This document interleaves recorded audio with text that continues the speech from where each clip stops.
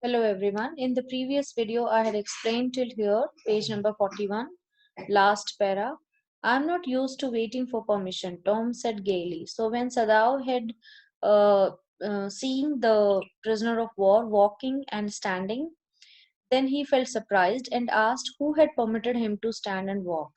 So Tom, the prisoner of war, is saying gaily. Gaily means in a light manner. Gosh, I feel pretty good again. He is saying that he is not used to wait for any permission. So he doesn't have the habit of taking anyone's permission to do anything. Gosh, I feel pretty good again, but will the muscles on this side always feel stiff? Now he can feel some kind of pain on his in his muscles. This is what he's complaining about. Is it so? Sadao inquired, surprised. He forgot all else. Now I thought I had provided against that, he murmured. He lifted the edge of the man's shirt and gazed at the healing scar. Massage may do it, he said, if exercise does not. It won't bother me. It won't bother me much, the young man said. His young face was gaunt under the stubbly blond beard. Now, here we can see that the man said that the scar uh, would would not trouble him. His young, stubbly blond beard, stubbly means which is unshaven. So his young face was gaunt. Gaunt means weak. So his young face had gaunt, weak, and he had beard on his face. Say, doctor, I have got something I want to say to you. If I hadn't met a Jap like you, Jap means Japanese. So if I hadn't met a Jap like you, well, I wouldn't be alive today. I know that. Sadao bowed, but he could not speak. Sure, I know that. Tom went on warmly. His big thin hands gripping a chair were white at the knuckles. I guess if all the Japs were like you, there wouldn't have been a war. So here he's praising Sadao that if all the people would have been like him, then the war would not have happened. Perhaps, Sadao said with difficulty, and now I think you had better go back to bed. He helped the boy back into bed and then bowed. Good night, he said. Sadao slept badly that night. Time and time again he woke, thinking he heard the rustling of footsteps, the sound of a twig broken or a stone displaced in the garden, a noise such as men might make who carried a burden. So now you need to understand these lines. Here Sadao was restless all through the night as he felt that the hired killers or the assassins were there to kill the man. So with any kind of sound, whether it sound of branches, stones moving, so he imagined that with every noise he imagined that maybe the men, the assassins, the killers had come to carry the Americans' dead body. Burden here means Americans' dead body. Here it refers to the American's dead body. The next morning, he made the excuse to go first into the guest room. If the American were gone, he then could simply tell Hannah that so the general had directed. But when he opened the door, he saw at once that there on the pillow was the shaggy blonde head. Now, shaggy means hairy. He could hear the peaceful breathing of sleep and he closed the door again quietly. He is asleep, he told Hannah. He is almost well to sleep like that. What shall we do with him? Hannah whispered her old refrain. Now, here is, Hannah is asking, uh, Hannah asked Sadao that what should they do with the man? So here refrain means a sound that is repeated time and again. So every time, whenever she thinks about the prisoner, or whenever she looks at him, she asks or she thinks the same question that what shall we do with him? But certainly he thought the second night must be the night. Now the second night has come, and he is thinking might be this night, this on the second night, the assassins would come. There rose a wind that night, and he listened to the sounds of bending bows and whistling partitions. Hannah walked too. Ought we not go and close the sick man's partition? She asked. No, Sadao said. He is able now to do it for himself. But the next morning the American was still there. Then the third night, of course, must be the night. The wind changed to quiet rain, and the garden was full of the sound of dripping eaves. Now, eaves, you need to understand, eaves are the part of the roof. You can see here in the picture, eaves are the part of the roof that meets or overhangs the wall of a building. So, this, the meeting, the edges, which overhangs the wall of the building, this is eave. This part is called eave.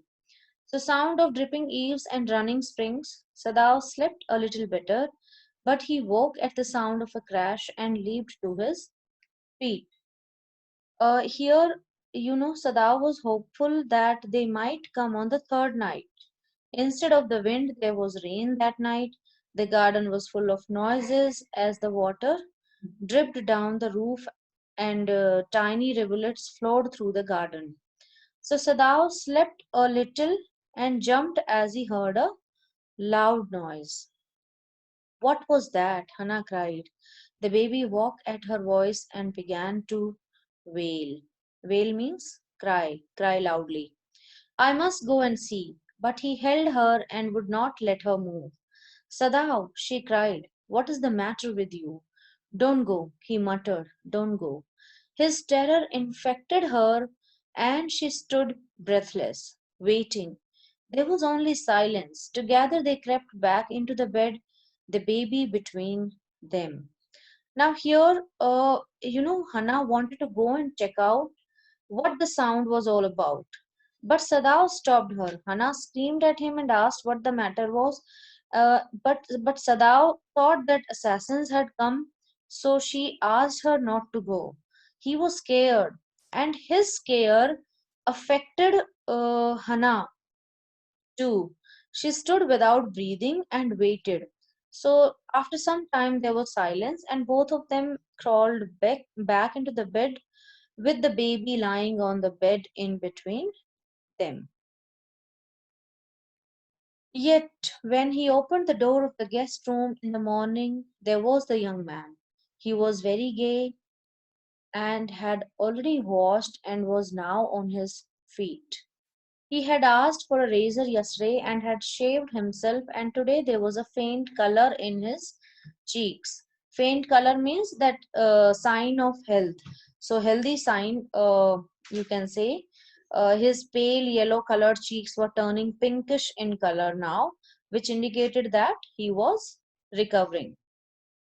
I'm well, he said joyously. Sadao drew his kimono round his weary body. Weary means tired. He could not, he decided suddenly, go through another night. It was not that he cared for this young man's life. No, simply it was not worth the strain. Now, here you need to understand this line that Sadao decided that he could not pass one more night in such a way because he was feeling very restless. He was tired because of the curiosity that had kept him awake for two consecutive nights. Now he was not bothered about the man's life, but he could not bear this stress and anxiety any longer. So it was not worthy enough to spoil his sleep. You are well, Sadao agreed. He lowered his voice. You are so well that I think if I put my boat on the shore tonight with food and extra clothing in it, you might be able to row to that little island not far from the coast. It is so near the coast that it has not been worth fortifying. Now, here Sadao is saying to the man that he has recovered enough to sail a boat and to be able to row it to the nearby island. As the island was so close to the coast, it had not been guarded. It was not inhabited as it sunk into the sea during the storms. And as it was not the seasons of storms at that time, the man could live for some time, until he spotted a Korean fishing boat passing by. So here the red highlighted word fortifying means putting security at a place. So it is so near the coast that it had not been worth fortifying. Nobody lives on it because in storm it is submerged. But this is not the season of storm. You could live there until you saw a Korean fishing boat pass by. They pass quite near the island because the water is many fathoms deep there. It's a unit of measuring the depth of the sea. The young man stared at him. Sorry, it's fathoms. Yeah, the young man stared at him, slowly comprehending. Do I have to? He asked. I think so. Sadao said gently, you understand, it's not hidden that you are here. It's not hidden that you are here means now everyone knows about because he had already informed the general. So he is saying that it is not safe for the man to stay in the house. So he must understand understand the fact that he was living at his house was known to everyone. The young man nodded in perfect comprehension. So the young man understood what he meant, what he was hinting towards. Okay, he said simply. Sadao did not see him again until evening. As soon as it was dark, he had dragged the stout boat down to the shore, and in it he put food and bottled water that he had bought secretly during the day,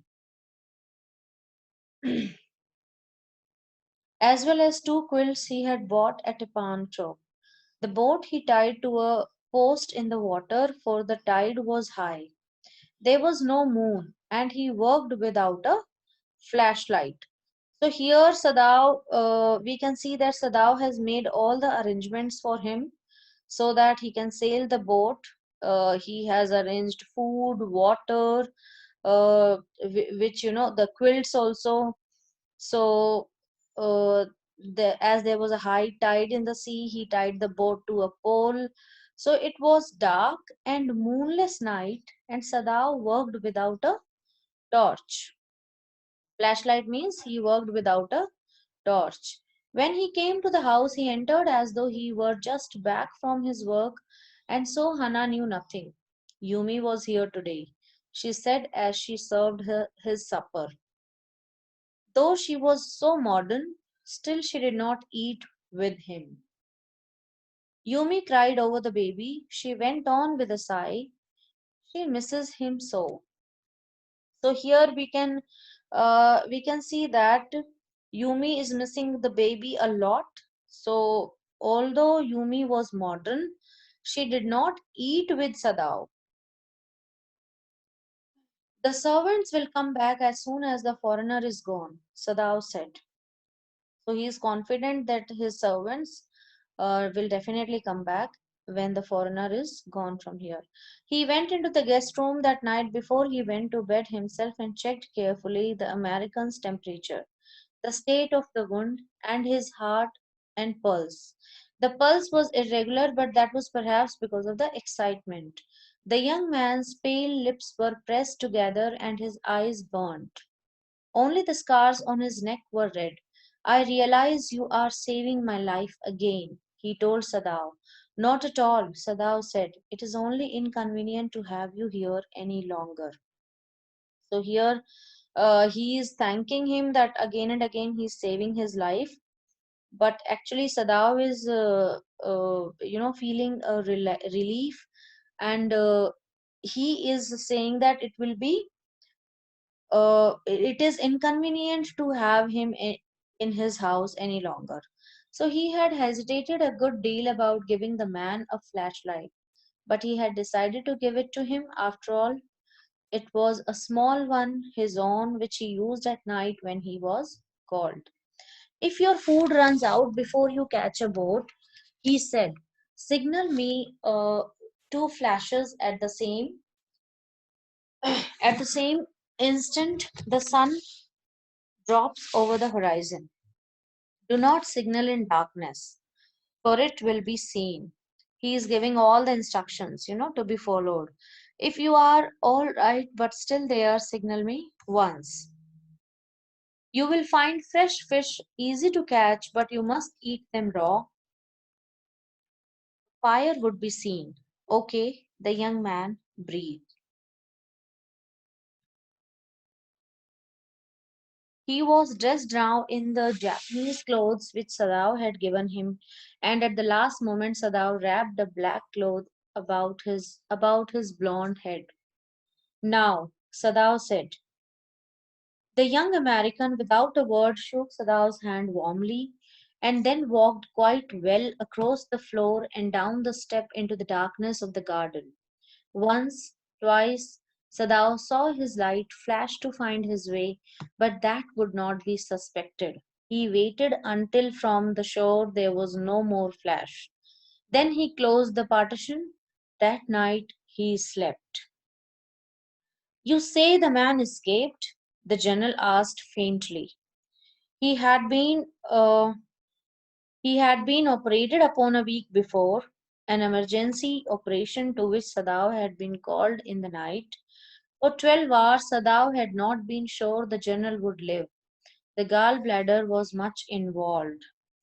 So here we can see that Sadao has informed the general about the prisoner of war that he has escaped, and general asked faintly. So because he had been operated recently, that is why he asked faintly. So he doesn't have energy, you can say, or maybe he was shocked. The better interpretation is that the general was weak as he was recovering from the operation which happened recently, which was conducted by Dr. Sadao.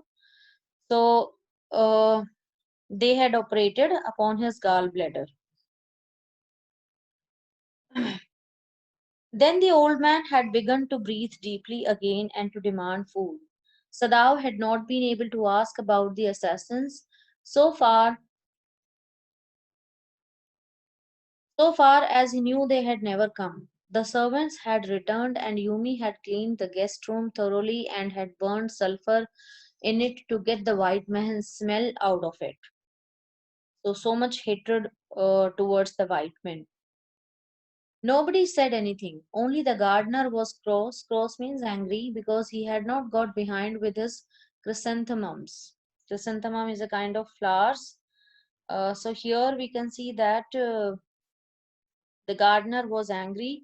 He was annoyed because he had got late to plant the chrysanthemums flowers due to this incident. So the right time when these flowers should be uh, grown, should be, the seed should be put, that time had already passed.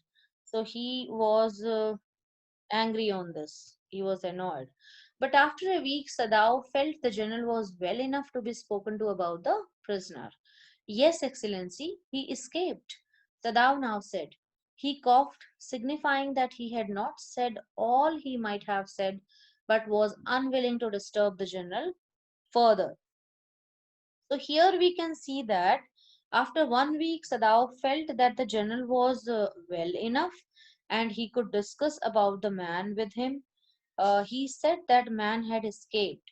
And when he said this statement that the man has escaped, he coughed.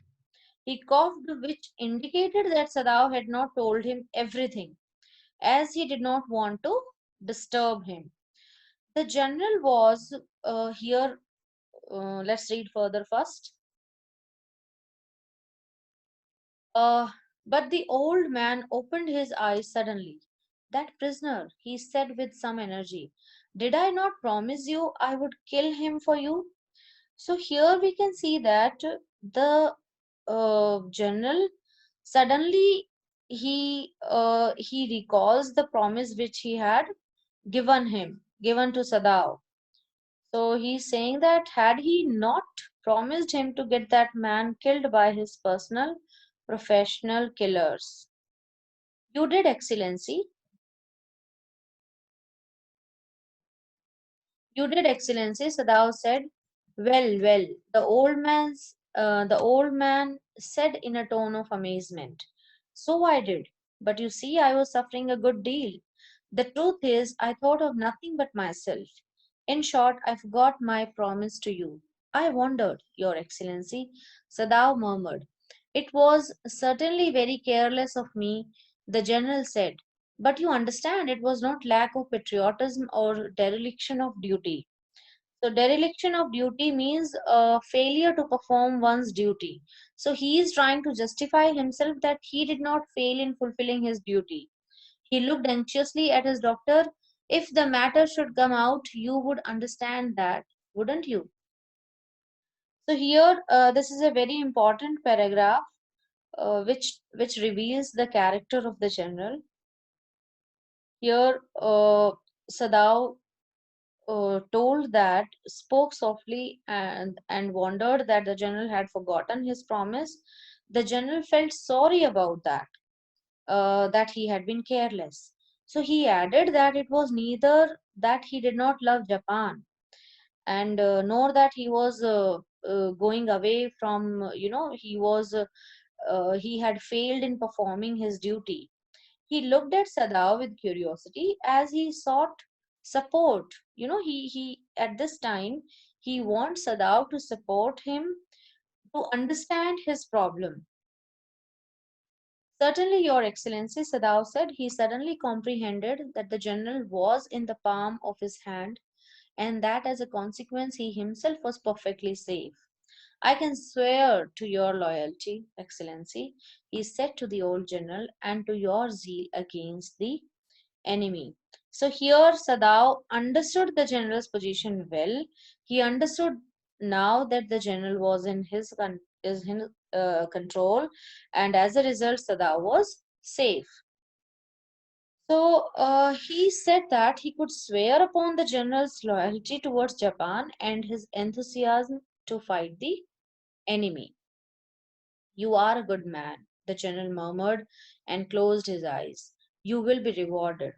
But Sadao, searching the spot of the black in the twilighted sea that night, had his reward. There was no prick of light in the dusk. No one was on the island. His prisoner was gone, safe, doubtless, for he had warned him to wait only for a Korean fishing boat. So here we can see that because he did not give a flash of torchlight, there was no trace of torchlight. This meant that American man had found a Korean fishing boat as instructed by Sadao, because he had instructed you that you have to take uh, help only from a Korean fishing boat. He stood for a moment on the veranda, gazing out to the sea from whence the young man had come that other night, and into his mind, although without reason, there came other white faces he had known. Now he can think of all the white faces. In the white faces means white people, American people he had known. The professor at whose house he had met Hannah, a dull man, and his wife had been a silly, talkative, voluble woman, in spite of her wish to be kind. He remembered his old teacher of anatomy who had been so insistent on mercy with the knife, and then he remembered the face of his fat and slatternly landlady. Slatternly means dirty, untidy. He had had great difficulty in finding a place to live in America because he was a Japanese. The Americans were full of prejudice and it had been bitter to live in it, knowing himself their superior. how he had despised the ignorant and dirty old woman who had at last consented to house him in her miserable home. So, after so much of difficulty, he was finally, that lady had agreed to let him live in her house. So he had once tried to be grateful to her because she had, in her last year, nursed him through influenza, but it was difficult, for she was no less repulsive to him in her kindness. Now he remembered the youthful, haggard face of his prisoner, white and repulsive. Strange, he thought. I wonder why I could not kill him. So, you need to understand this last para. First, I'll tell you the difficult word, haggard. Haggard means, you can say, looking exhausted, which was tired because of the fatigue, or because he was unwell, because he had got injured. So he could remember his haggard face, white and repulsive. Repulsive means awful, terrible. So now, let's try to understand this particular paragraph. He is recollecting all the past events. Okay. And he looked at the place from where the man had come. So he has gone, he had flashbacks of all the Americans he had met in his life: the dull professor, the talkative wife, and the teacher of anatomy who had taught them to cut upon the body with a knife. Then he remembered the fat, untidy landlady. So, being a Japanese, he had found an accommodation in America with great difficulty. As I explained you, already told you, that after a lot of difficulty, finally she had consented him to. She had finally agreed to let him live in her house, which was in a bad condition. So Sadao tried to be thankful to her because she had uh, taken care uh, taken care of him during his stay in America when he was struck by influenza. So it was difficult for Sadao to be thankful to her, as he hated her, even though she was kind to him. So Sadao hated her so much that her kindness also did not make him like her. Okay, so he was, full of hatred. Now finally he is thinking of the prisoner. He was also white in color and was terrible.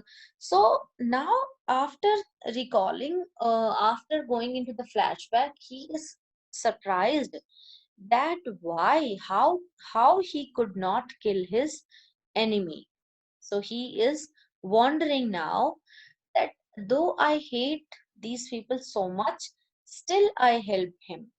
Still I did not kill my enemy. Why? So he is wondering. So this is the end of the chapter. We will discuss about the question answers later. Thank you.